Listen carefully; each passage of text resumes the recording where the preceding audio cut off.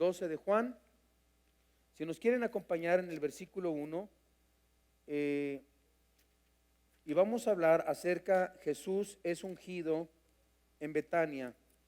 Juan capítulo 12, y dice: 6 días antes de la Pascua, vino Jesús a Betania, donde estaba Lázaro, el que había estado muerto, y a quien había resucitado de los muertos, y le hicieron allí una cena. Marta servía, Lázaro era uno de los que estaban sentados a la mesa con él. Entonces María tomó una libra de perfume de nardo puro, de mucho precio, y ungió los pies de Jesús y los enjugó con sus cabellos. Y la casa se llenó del olor del perfume. Amén. Te damos gracias, Señor, por tu palabra. Te pedimos que nos hables a través de ella. Que sea tu Espíritu, Señor, que nos hable a través de tu palabra y convenza nuestros corazones con el mensaje que tú quieres hablar a nuestras vidas en este momento. Bendice a todos los que están aquí presentes. Bendícelos con tu palabra. Bendícelos, Señor, con todas las bendiciones espirituales que tenemos en Cristo Jesús. Amén, Señor. Bueno, en este capítulo 12 de San Juan, podemos encontrar cosas muy interesantes de parte de la vida del Señor. Cristo ya había resucitado a Lázaro en el capítulo 12. Lázaro es el último milagro que Cristo realiza antes de morir en la cruz. ¿Ok? Entonces, y aquí sucede algo interesante, muy hermoso. Cristo resucita a Lázaro, lo quieren matar los fariseos a Jesús, planean matarlo, y Cristo huye en el capítulo 11 a Efraín, a unos 12 kilómetros aproximadamente de Jerusalén, y se esconde ahí un tiempo. Y luego en el capítulo 12 regresa a Betania. Betania es donde Cristo resucitó a Lázaro. Betania es donde vivía Lázaro, Marta y María. Lázaro, Marta y María eran 3 hermanos. Cristo se hospedaba en la casa de Marta y de María y de Lázaro frecuentemente. Le gustaba el trato que le daban, sentía confianza a Jesús y lo recibían con mucho amor. En el capítulo 12 se registra la segunda crisis más grande en la vida de Jesucristo.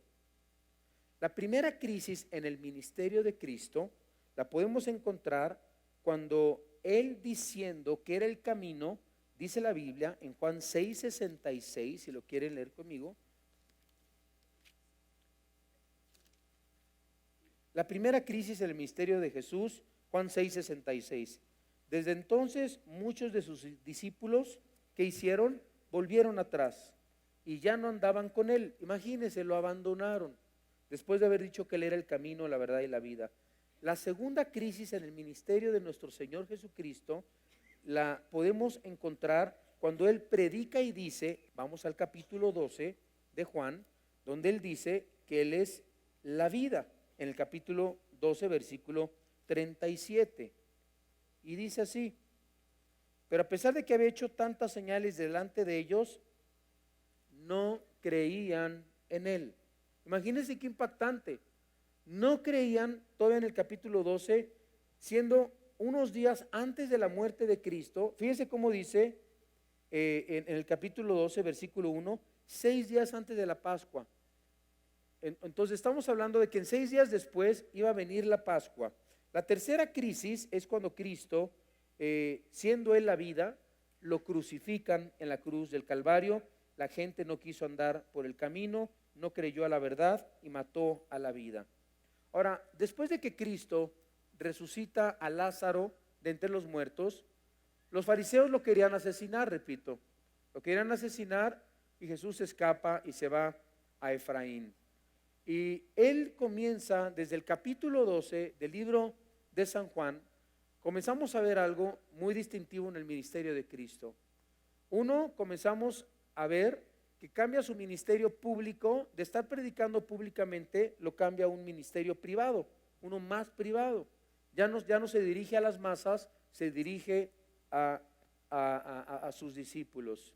En lugar de buscar las multitudes, se concentra en sus discípulos. Y eso lo podemos encontrar en el capítulo 11, versículo 54, que dice: por tanto Jesús, fíjense, ya no andaba abiertamente entre los judíos, sino que se alejó de allí a la región contigua al desierto, a una ciudad llamada Efraín, y se quedó allí con sus discípulos. Ya vieron cómo el Señor Jesucristo cambió de su ministerio público a uno más privado. Efraín podía ser el mismo lugar que se menciona en Primera de Crónicas 13, Segunda de Crónicas 13, 19 en el Antiguo Testamento.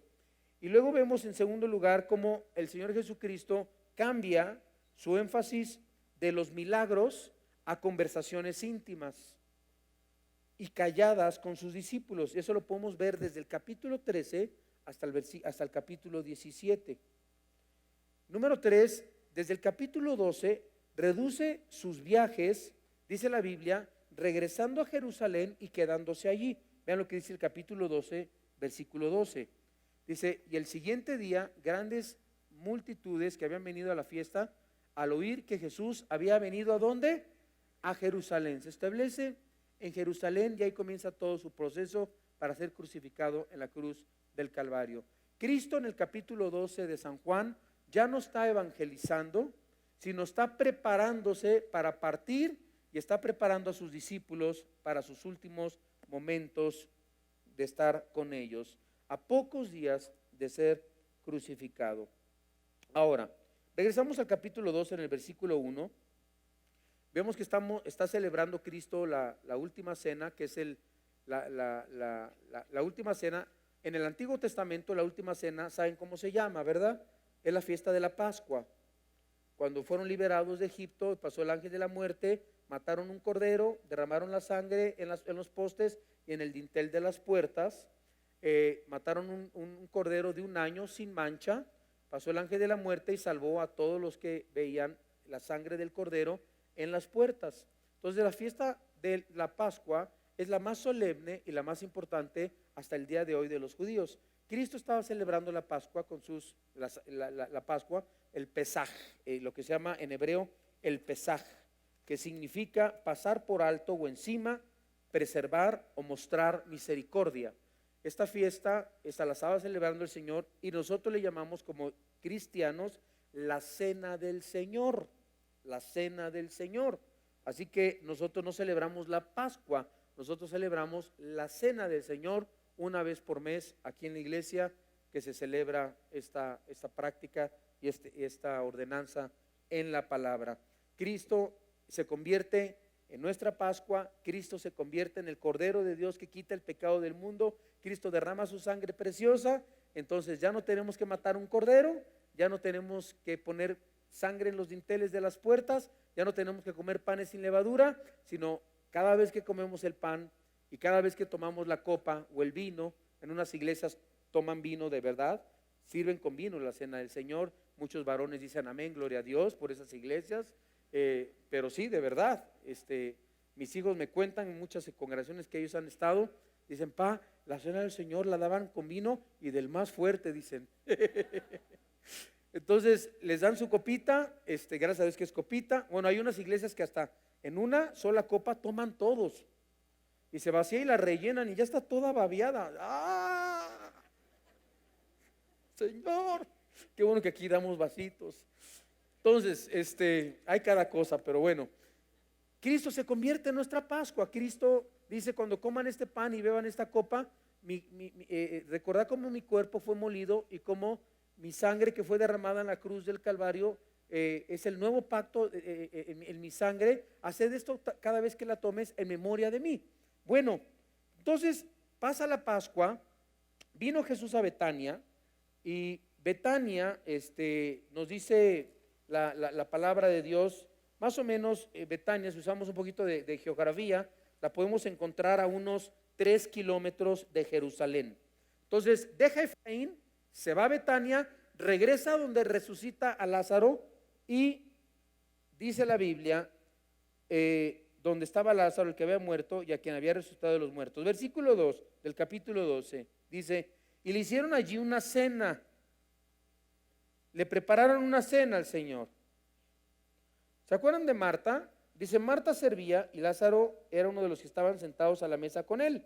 Bueno, Marta siempre se distinguió por servir. Marta es la misma que le dice Cristo en otros evangelios. Dice, Marta, Marta, tan turbada y tan afanada. Porque le dice que le reclama a su hermana porque no estaba ayudando y estaba solamente escuchando a Cristo. Y Cristo le dice, déjala porque ella ha escogido la mejor parte. Marta, tan turbada y tan afanada. Así que hay muchos hombres y muchas mujeres que están bien afanados, bien turbados y no están buscando al Señor con todo su corazón, buscando la palabra y bebiendo la palabra y alimentándose de la palabra. Les preocupa más las presiones del mundo, los deseos del mundo, etcétera. Entonces Cristo regresa a Betania y dice que le preparan una cena. Ahora, ¿dónde era la cena? La Biblia dice que es en casa de Simón, el fariseo. Yo he escuchado otros teólogos que dicen que era Simón el leproso, pero bueno, podemos entender que estaba Simón en la casa, ofreció su casa, hizo un banquete para el Señor. Se ve como que es gente agradecida. Estaba María y Marta. Marta y María, ¿por qué estaban tan agradecidos con el Señor? Porque le resucitó a su hermano. Y lo amaban profundamente a Jesús. Y Jesús, se ve en la Biblia que sus mejores amigos eran Marta, Lázaro y María. Eran de sus mejores amigos. Así que había un agradecimiento muy profundo con el Señor Jesucristo. Yo no sé qué tan agradecido estaba Lázaro, porque Lázaro, de estar en el paraíso 4 días, lo regresan al mundo. Una vez me acuerdo que falleció alguien y, ay pastor, ¿y usted cree en los milagros? Y le digo, sí, claro, en la soberanía de Dios, Dios hace milagros. Ore para que Dios resucite a mi hijo, me decía. Y su hijo era cristiano, se fue con el Señor. Le dije, hermana, tan turbada y tan afanada, también. Le digo, hermana, ¿sabe que su hijo está con Cristo? Sí, hermano, sí lo sé. ¿Y sabe que está feliz? Sí, hermano. ¿Y sabe que está colgado de un ala de un ángel ahorita y está, pero feliz? Sí, hermano, pero que me lo regrese el Señor, que me lo regrese el Señor. Dije, hermana, ¿sabe que él está ahorita orando al Jesús que no lo regrese a la tierra? Ay, ¿cómo cree? Digo, es un decir, ¿no? Pero me imagino, Señor, no me regreses, no le hagas caso a mi mamá. Estoy muy bien contigo, porque para nosotros el vivir es Cristo y el morir es ganancia, por lo cual deseamos estar con Cristo, lo cual es muchísimo mejor. ¿Para qué queremos que regresen, que resuciten? ¿Para que sigan pagando renta Sky, internet, sigan pagando deudas, ¿para qué? ¿Para que paguen colegiaturas y todo? No, el que se va con el Señor está bien ahí déjenlo. Están muy bien ahí. Y cuando usted y yo nos vayamos allá, no oren para que yo regrese, por favor, te lo suplico. Estamos mejor allá, hermanos. ¿Lo creen? ¿Cómo se habrá sentido Lázaro que lo regresó Jesús? Bueno, yo creo que agradecido porque cumplió un propósito de Dios, pero ya estaba feliz en el paraíso, porque antes no se iban al cielo, se iban al paraíso, recuérdenlo. Después de la resurrección de Cristo baja, se lleva cautiva la cautividad, dio dones a los hombres y se los lleva a todos, a los que estaban en el seno de Abraham, se los lleva al cielo.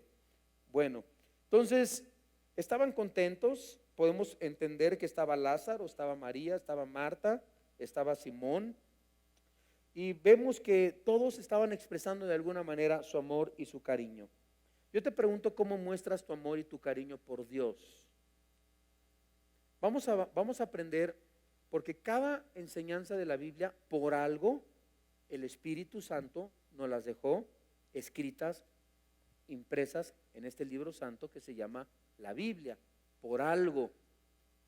No se nos dice que él le regaló Lázaro a Jesús, ni Marta. Marta se dice que servía, lo que sabía hacer, le encantaba servir, dirigir. Lázaro sentado a la mesa. María, María amaba tanto a Jesús, tanto, tanto al Señor. Una de las mujeres que más reconoce la Biblia, que más amaban al Señor Jesucristo durante su caminar aquí en la tierra. La Biblia nos dice que María le da un regalo muy caro al Señor. Vamos a ver, dice el versículo 2, dice, y le hicieron una cena, Marta servía, Lázaro era uno de los que estaban sentados a la mesa con él. Versículo 3, entonces María tomó 1 libra de perfume de nardo puro, dice la Biblia, de mucho precio. Acuérdense que el Espíritu Santo no se equivoca en cada palabra que dice la Biblia, y aquí le añade de mucho ¿qué? Precio, de mucho precio. Y ungió los pies de Jesús y los enjugó con sus cabellos. Y la casa se llenó del olor del perfume. Bueno, esta María la confunde mucha gente. En Mateo 26, no lo busque, Mateo 26, en Marcos 14 y en Juan 12 es la misma María, la hermana de Marta y de Lázaro. Pero en Lucas 7 se menciona a otra María, que es María la pecadora. Una María es la que se escandalizan los fariseos y los saduceos, que cuando ella irrumpe en la casa, se dicen a sí mismos, si supiera quién le está tocando. ¿Se acuerdan? ¿Han leído la Biblia o no la han leído? Dicen, si él fuera profeta, sabría quién la está tocando, una pecadora. Y Cristo la defiende, no solo la defiende, le perdona sus pecados, y se escandalizan más los fariseos. Y no solamente le perdona sus pecados, dice, en cualquier lugar que se predique el evangelio, será recordada la memoria de esta mujer. Wow. Ahora esa es otra María. Esa es María, la hermana de Marta, de Lázaro y de la hermana de Marta y de Lázaro.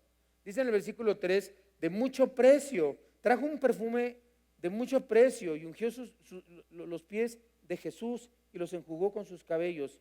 Dice la Biblia que en Marcos 14 nos dice que ella trajo un alabastro de perfume. ¿Saben qué es un alabastro? Un alabastro es un recipiente que tenía era una forma como tipo frasco, con un cuello estrecho, que permite sellarlo muy bien para que el perfume no pierda su apreciada fragancia. Entonces, una vez abierto, era necesario utilizar casi todo el contenido. Ella vació todo el contenido. O sea, vean que, ¿se acuerdan que cuando estaba con María, la pecadora, le dijo a uno de los fariseos, déjala porque yo entré a tu casa y nadie me lavó mis pies, pero ella no deja lavar mis pies con sus lágrimas? ¿Sí se acuerdan? Y esta María, otra María, esta María fue una mujer que trajo el regalo más costoso a Jesucristo. Ella no solamente le decía, Jesús, ay, te amo, Jesús, ay, te adoro, ay, Jesús, esto, aquello. María dijo, yo tengo algo de mucho precio y vale la pena dárselo a mi Señor y a mi Salvador. Entonces, dice la Biblia que ella trae un sello, ella trae un alabastro bien sellado de nardo puro. Ahora, ¿de dónde viene el nardo puro? El nardo puro se extraía de una pequeña planta aromática que crece en la cordillera del Himalaya. Y también se le conoce al nardo puro como nardo índico o espicanardo Por ser tan costoso en los tiempos de Cristo, el nardo puro, por ser tan costoso, muchos lo adulteraban y lo falsificaban. Lo mismo que las lociones de hoy. Ustedes saben que puedes comprar la loción original o la pirata, rebajada, que muchos dicen, es lo mismo. No, no es lo mismo. Y unos dicen, es que un perfume por ser caro no significa que sea bueno. No. En el caso de los perfumes, entre más caros, más buenos son. ¿Sabía usted? Como los vinos. Entre más añejados, más caros son, porque tienen un proceso, aunque a ti te sepa igual, pero hay gente que sabe disgustar y sabe distinguir entre un buen vino y un mal vino. Entonces, hay un proceso en el perfume. Ahora, dice la Biblia que este era tan caro porque el nardo puro que provenía del Himalaya era traído desde la India, hermanos. Ahora, la Biblia nos dice más adelante, dice, entonces María tomó una libra de perfume de nardo puro de mucho precio y ungió los pies de Jesús y los enjugó con su cabello y la casa se llenó del olor del perfume. Vemos nosotros que este perfume era de mucho precio. La Biblia nos dice en otros evangelios que era un perfume de aproximadamente, le voy a decir el costo, 300 denarios. 300 denarios. 300 denarios es lo que gana Nava, un trabajador en los tiempos de Cristo de clase media alta durante un año. Haga de cuenta que usted todo un año no se gasta un solo peso de su salario. No se gasta un solo peso y lo ahorra. O por 5 años ahorra lo que usted ganaría en un año. Pónganse a pensar lo que usted gana al mes, multiplíquelo por 12 y lo va guardando durante 3, 4 años. Gana durante un año es su ahorro. Su único ahorro, lo único que tienen, lo más preciado, y lo están guardando porque quieren comprar algo especial, porque quieren irse a un viaje, porque quieren comprar una casa, y lo están guardando. Bueno, en aquel entonces no se invertía en casas, entonces invertían en este tipo de frascos, nardos, que era como asegurar su futuro. Como muchos dicen, voy a comprar departamentos, deptos, terrenos para asegurar a mis hijos y a mis nietos. Y es una forma que creen ellos que se van a asegurar su futuro. Bueno, así también antiguamente ese nardo aseguraba económicamente un futuro de esta mujer si le pasaba algo y se quedaba sin trabajo.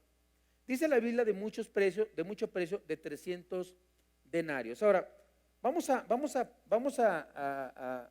más o menos, dice el periódico Milenio que más o menos una persona, así dice el periódico Milenio, Milenio Noticias, que una persona que tiene un bajo salario en México está entre aproximadamente 6,000 pesos mensuales, que más o menos la clase alta está entre unos 15,000 pesos mensuales y la más alta entre 20,000 pesos mensuales.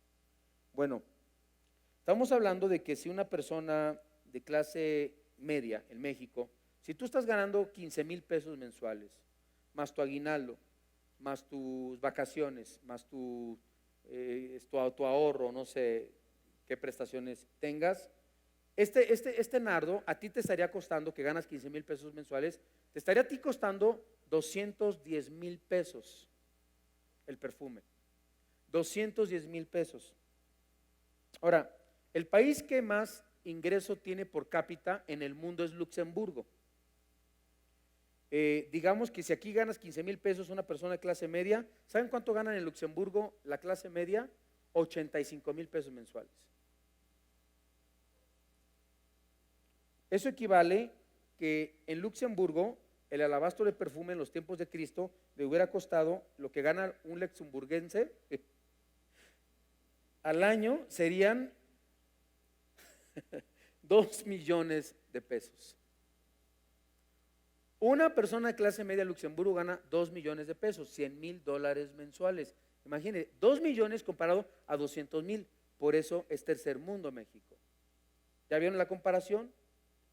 El 41% en México es clase media, mientras que de acuerdo a la Organización para la Cooperación y el Desarrollo Humano, los países normales, la clase media no es el 41 como México, y yo creo que la clase media es menos del 41 en México. Yo creo que está exagerado. los países que integran esta organización son el 61%. El 61%. Ahora, si se cumpliera el deseo de nuestro presidente Andrés Manuel López Obrador, que una vez lo escuché decir y declaró ante los medios que los mexicanos deberían de ganar lo mismo que él, 50,000 pesos mensuales. Todos diríamos amén, gloria a Dios, aleluya, sigue fluyendo, presidente. Cuando hizo su declaración 3 de 3. Entonces, él dijo eso. Yo quiero que todos los mexicanos ganen lo mismo que yo gano. Bueno, ok, hay que orar mucho para que se cumpla eso. Amén, dicen muchos. Así que estamos hablando entonces de un perfume muy caro. Ahora, en nuestros tiempos, ¿cuánto vale un perfume? Un perfume, ¿cuánto te puede costar? ¿800, 1500? Bueno, yo estaba viendo aquí unos precios de perfumes, ahí les van los precios de los perfumes, porque ella le dio un perfume muy caro. Yo dije, Señor, tanto se gastó tanto costaba ese perfume, tan caro puede ser un perfume, y me di cuenta que sí, que actualmente hay perfumes iguales de caros que en esos tiempos. Por ejemplo, el perfume Creed, que también por cierto dice Himalaya, en México vale 5,450 pesos. Hay otro que se llama el Clive Christian, que vale 31,332 pesos.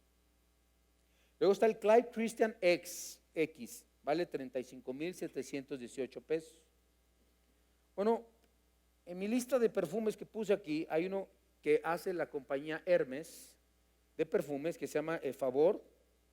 No sé cómo se pronuncia, pero por ahí va la cosa, Favor.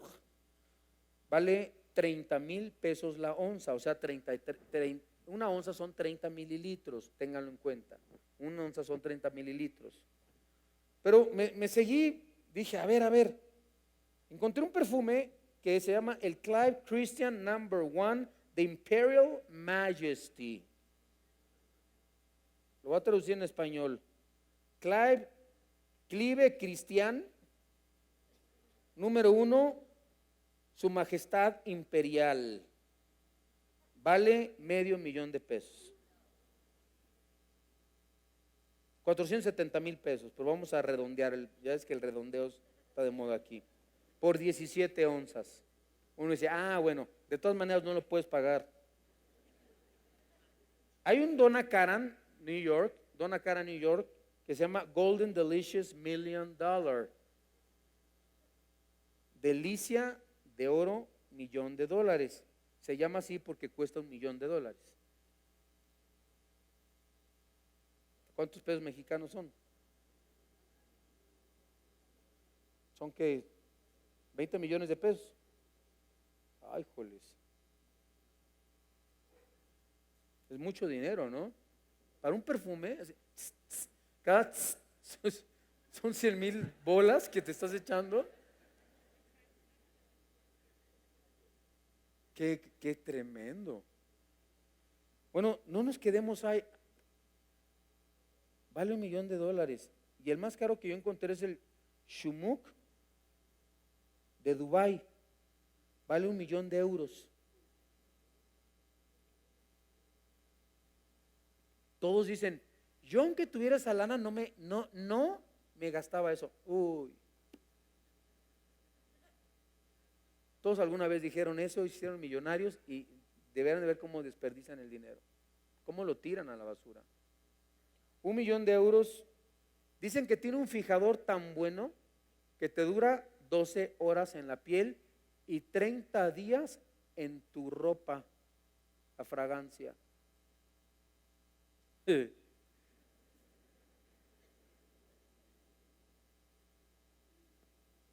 Tiene 3,500 diamantes el frasco, perlas, plata y oro de 18 quilates y es de 3 litros. Uno dice, bueno, es de 3 litros. De todas maneras, no puedes pagar $1,000,000 de euros.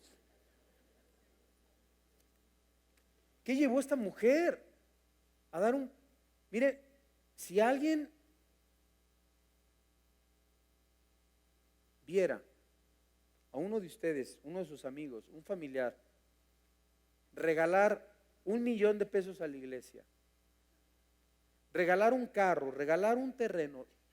Lo queremos regalar este terreno para la congregación. Ha sido nuestra oración por tantos años. Podríamos no tener 3 servicios, un servicio de 4 o 5 mil personas. Un lugar de nosotros, un lugar que no estemos rentando, un lugar, vamos a suponer que alguien llegue y diga, les vamos a dar 3, 4 hectáreas, ¿no? No falta quien diga, con eso se hubiera podido hacer un centro comercial. Es mucho para una iglesia. Fíjense, lean lo que dice Juan 12, en el versículo 4. Cuando ella dio ese perfume tan caro, luego vinieron las críticas. Y dijo uno de sus discípulos, Judas Iscariotes, hijo de Simón, el que le había de entregar, ¿por qué no fue vendido este perfume por 300 denarios? O sea, por 1,000,000 de euros, vamos a poner, o por 2 millones de pesos, o 210,000 pesos de lo que gana un mexicano clase media. Y dado a los pobres. Pero dijo esto no porque se cuidara de los pobres, sino porque era ladrón y teniendo la bolsa, sustraía de lo que se echaba en ella. O sea, una persona que ama tanto a Dios y le da algo a Dios costoso, va a despertar la crítica de sus seres queridos. Si Dios te ha dicho que des algo, es Dios, es tu problema con Dios, es tu agradecimiento con Dios. Y tú sabes que se lo tienes que dar a Dios. Tú sabes que nada nos vamos a llevar de este mundo. Tú sabes que quieres bendecir la obra de Dios, que quieres extender la obra del Señor. Tú quieres que se siga predicando la obra del Señor. Solo les quiero pedir que reflexionen unos segundos. ¿Cuántos años se ha mantenido el cristianismo desde que descendió el Espíritu Santo en Pentecostés hasta nuestra fecha? ¿Cuánto tiempo? ¿Cuánto tiempo ha pasado? ¿Unos 4,000 años? David, César, por ahí. ¿2,000 años? Sí, 2,000 años, perdón. 2,000 años. 2,000 años. ¿Saben por qué ha permanecido el Evangelio hasta nuestra fecha? Porque en cada década, en cada generación, en cada siglo, todos los que se han congregado han dado a la obra de Dios. Y si la obra va a continuar para nuestras futuras generaciones, es gracias a lo que nosotros estamos dando hoy a la obra del Señor. Y así ha preservado el verdadero evangelio, las buenas nuevas de la paz, las nuevas del evangelio, gracias a que ha habido hombres y mujeres generosos, generosas a lo largo de 2,000 años de historia en la iglesia. Bendito sea el Señor. No todos pueden predicar. Unos dan, otros predican, otros oran, pero todos formamos parte y suplimos las necesidades de la obra de Dios aquí en la tierra. Dice la Biblia que hay alimento en mi casa. En la iglesia no puede haber necesidad de nada, hermanos. El que predica la palabra, que viva de la palabra, que viva del evangelio. Haga partícipe, dice la Biblia, a los que te predican de lo que tú recibes, de lo que tú ganas. Hazlos partícipes a los que te enseñan, los que te predican, los que te comparten la palabra del Señor. Es una bendición hacerlo. Veamos lo que dice 2 de Corintios en el capítulo 8. 2 de Corintios capítulo 8.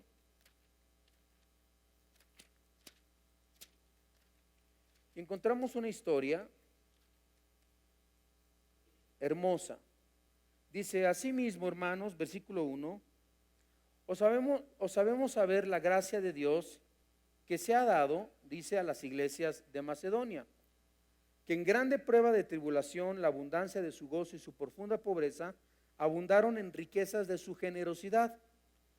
Pues doy testimonio de que con agrado han dado conforme a sus fuerzas, y vean, y aún más allá de sus fuerzas, pidiéndonos con muchos ruegos, rogando que les concediéramos el privilegio de dar, de ofrendar, de participar en este servicio para los santos. La Biblia nos habla de otras iglesias que eran tan generosas como lo fue María con Jesucristo.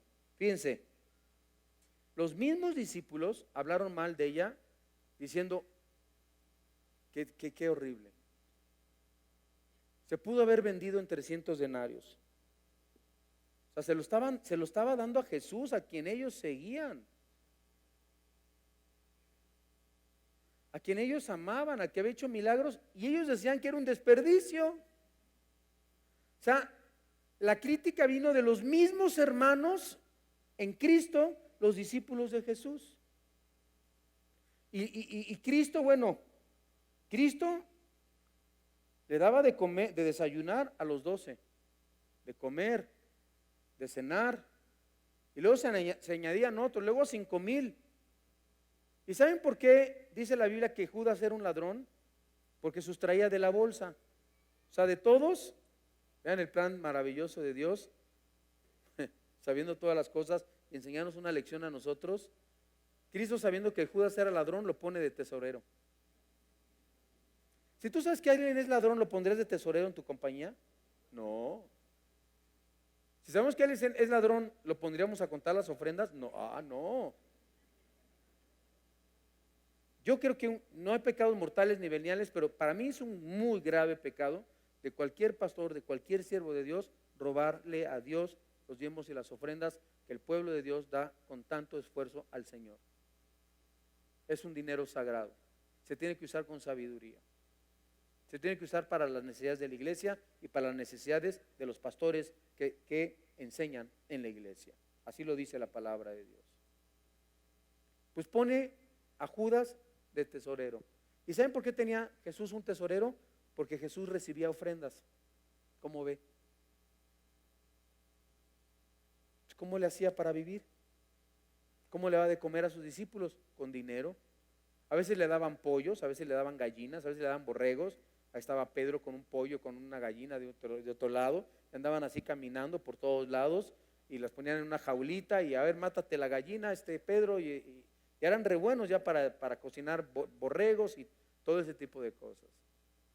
Pero Jesús tenía un tesorero y la gente le ofrendaba. Y Jesús tenía necesidades. ¿Y quién se las proveía? No le decía, Padre, envíame un baúl de centenarios de oro. Oh Padre, Él podría haberlo hecho. Él es el dueño del oro y de la plata, ¿o no?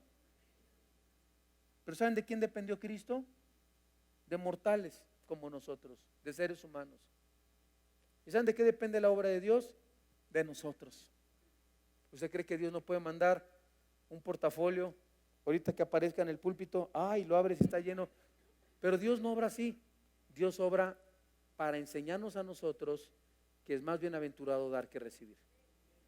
Y vamos a ver principios muy hermosos. Dice, asimismo, hermanos, capítulo 8, versículo 1. Bueno, ya vemos más allá de sus fuerzas. Y 4, pidiéndonos con muchos ruegos que les concediésemos el privilegio de participar en ese servicio para los santos. La iglesia de Macedonia era tan generosa como María, porque estaban muy agradecidos con Pablo, muy agradecidos. Y la Biblia nos dice que estaban motivados ellos por la gracia de Dios. Ahora, Pablo no les dice a la iglesia de Macedonia, no, hermanos, no den. Son muy pobres. Ahorren. ¿Qué van a comer sus hijos si no tienen dinero? Al contrario, siendo tan pobres, Pablo alaba a Dios por lo que hizo Dios a través de la pobreza de los macedonios. Macedonia era una provincia romana al norte de Grecia que estaba empobrecida gracias a tantas batallas y por estar bajo el yugo del imperio romano. En el versículo 2 del versículo 8 dice que en grande prueba de tribulación, la abundancia de su gozo. O sea, la palabra abundancia de su gozo, ¿saben qué significa en griego?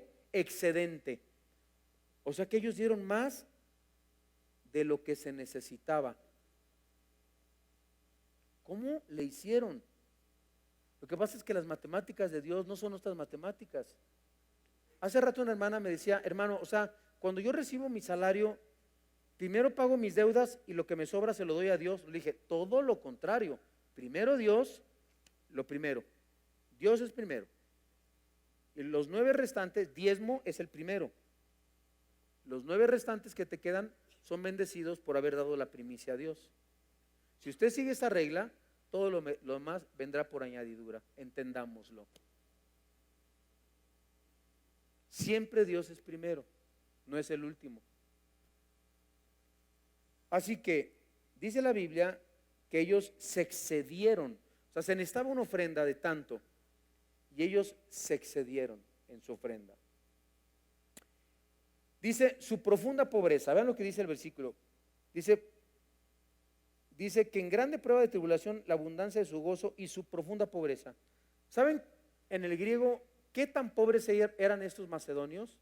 Eran tan pobres, la Biblia nos dice que su pobreza era el tipo de pobreza que te lleva a limosnear en las calles.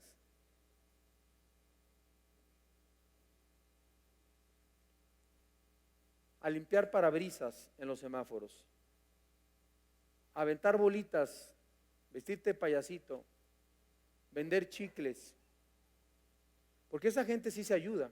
A la gente que trabaja, dice la Biblia, que no trabaje, no coma. Es muy clara la Biblia. Tú no deberías de comer si no trabajas. Y la gente que pide dinero en las calles, ay, pobrecitos, inmigrantes, puede trabajar. México es un país muy noble. Es un país donde vendes chicles, vendes limpias parabrisas, la gente te da el trapero, lo que hagas, hay un ingreso. Cantar en los camiones, hay un ingreso, pero están trabajando. El que te echa aguas para salirte en reversa, toda esa gente que trabaja, la bendecimos.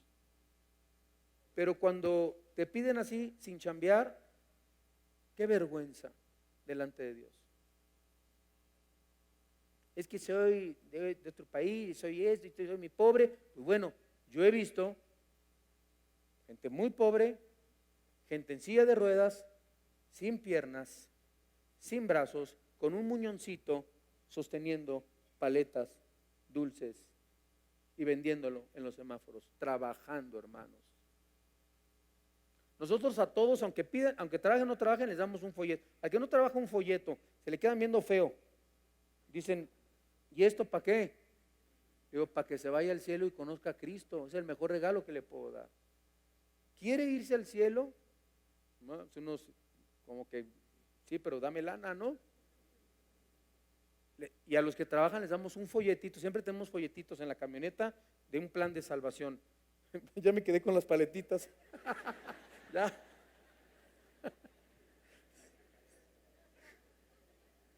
No,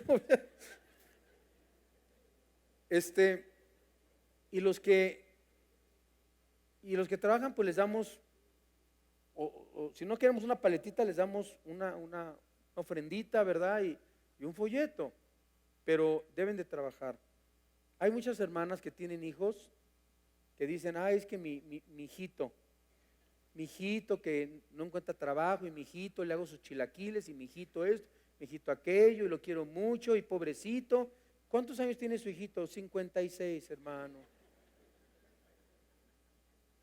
Pero ¿sabe que usted tiene un perezoso en su casa, un flojonazo? Es que él es graduado de la Ibero, del TEC, de la UNAM. Él es ingeniero y no se la dan de ingeniero. Dije, ¿cuánto que sí se la dan de mesero? No, él es ingeniero, hermano. Pues métalo a meserear, no métalo, hágalo responsable, no le dé de comer. Y en 3 días, ¿cuánto que se pone a trabajar? Sin comer. Póngale un candado al refrigerador y a la despensa, deje de hacer chilaquilitos, pero las mamás muchas veces son codependientes. Y aplauden la flojera de sus propios hijos. Dejan a su esposa y todo, y vente a la casa, hijito, aquí te recibo con mucho amor, mucho cariño. Qué bueno que ya dejaste esa lagarta de esposa que tenías. Vente a la casa, aquí yo te hago tu. Y son codependientes. Nosotros los padres tenemos que hacerlos responsables, enseñarlos.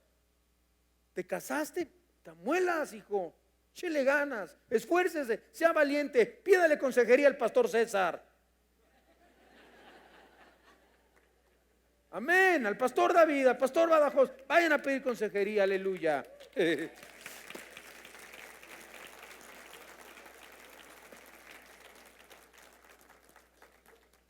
Pero no podemos nosotros aplaudir a este tipo de personas, ni ser cómplices. Dice la Biblia que y aprendo 3 principios, los quiero resumir rápidamente. Vamos a ir buscando Lucas 6:38. Lucas 6:38. Apunten 3 principios para dar. 3. Nunca olviden cuando den 3 principios que sacamos de la iglesia de Macedonia. El primero, dar conforme a tus fuerzas. Dios pide que demos de acuerdo a lo que tenemos, no a lo que no tenemos, de acuerdo a lo que tenemos. Y en Lucas 6:38 nos dice la Biblia lo siguiente, y es una ley que no se puede romper. Dad y dad se os dará, medida buena, apretada, remecida, rebosando, darán en vuestro regazo, porque con la misma medida con que medís, os volverán a medir. Aprópiate de esa promesa. ¿Dad y qué? Aprópiate. El que siembra es una promesa, es una ley de Dios. ¿Estamos de acuerdo? ¿Le creen a Dios? ¿Le creen a su palabra? Experimenten a Dios, prueben a Dios, pruébenme, dice el Señor. ¿No le dijo Jesús a María? ¿No te he dicho que si crees verás la gloria del Señor? Número 2, principio número 2. Vean lo que dice. Dice que en grande tribulación la abundancia de su gozo, su profunda pobreza abundaron en riqueza y generosidad. Pues doy testimonio que dieron, que con agrado han dado conforme a sus fuerzas, y dice, y aún más allá de sus fuerzas. Acuérdense que los macedonios dieron con fuerzas y más, no a fuerzas, con fuerzas, y luego dice más allá de sus fuerzas. Segundo principio, da más allá de tus fuerzas. Dar con sacrificio de acuerdo con lo que tienes. Vean lo que dice Mateo 5, 25 al 34. Mateo 5, 25 al 34. Déjame encontrarlo.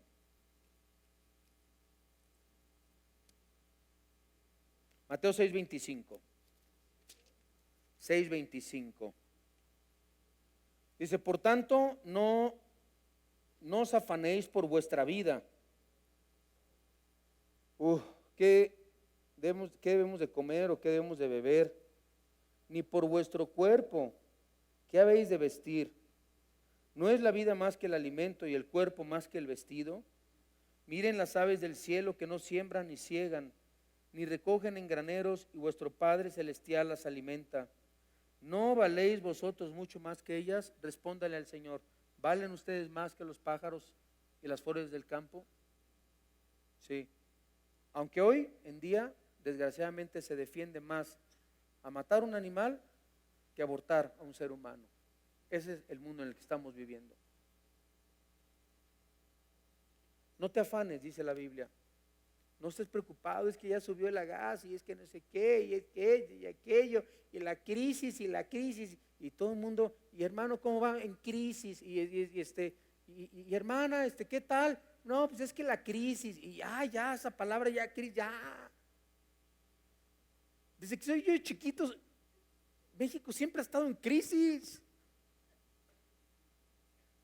Compáralo a otros países, Venezuela, hermano, ellos sí están en crisis.